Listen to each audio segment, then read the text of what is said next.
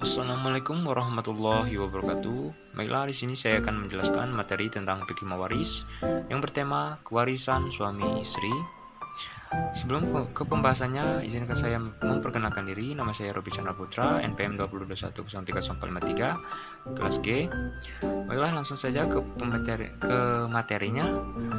Fikih mawaris. Fikih mawaris adalah sebuah ilmu fikih yang berhubungan dengan pembagian harta warisan dan mengetahui cara perhitungannya, dan dapat mengetahui bagian atau kadar yang wajib dari harta peninggalan si pewaris yang menjadi milik setiap ahli waris yang berhak menerimanya. Dasar hukum kewarisan. Di dalam Al-Quran ada banyak ayat yang secara detail menyebutkan tentang pembagian waris menurut hukum Islam. Ayat waris suami dan istri terdapat dalam Quran Surah An-Nisa ayat 12. Ayat ini membahas tentang hak-hak waris suami istri dengan ketentuan bila seorang istri wafat. Ayat ini menegaskan bahwa suaminya berhak atas bagiannya dari istrinya. Namun untuk besarnya tergantung dari apakah istri mempunyai seorang anak yang mewarisi harta atau mungkin anak hasil dari perkawinan sebelumnya. Maka pembagian sebagai berikut. Kalau istri yang meninggal itu tidak punya anak, maka ayat ini menegaskan bahwa suaminya itu berhak mendapatkan 1/2 bagian atau sebesar 50% dari harta istrinya. Sebaliknya, apabila istri yang meninggal itu punya anak yang ikut mendapatkan harta warisan, maka suaminya hanya berhak mendapatkan 1/4 atau 25% dari harta istrinya. Bila seorang suami wafat, maka istrinya berhak mendapatkan harta warisan dari suaminya. Namun besarannya tergantung oleh almarhumah suaminya punya anak atau tidak, baik hasil pernikahan mereka atau hasil perkawinan sebelumnya.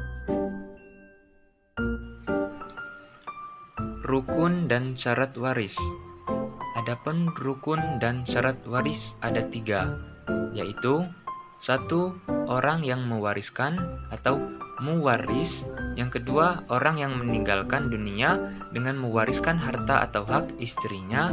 Yang ketiga, orang yang mewarisi, yakni orang-orang yang berhak mendapatkan warisan karena sebab-sebab yang akan dijelaskan.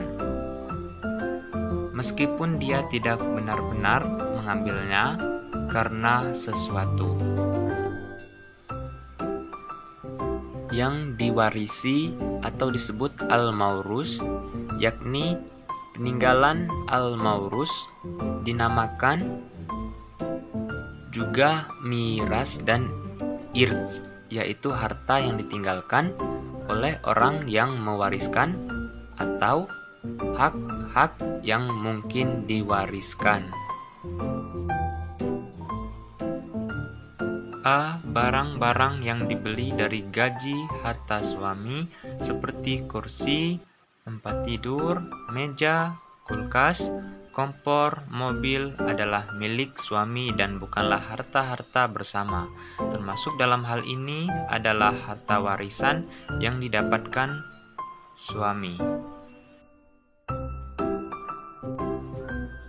Barang yang dibeli dari gaji harta suami, kemudian dengan sengaja dan jelas telah diberikan kepada istrinya, seperti suami yang membelikan baju dan perhiasan untuk istrinya, atau suami membelikan motor dan dihadiahkan untuk istrinya.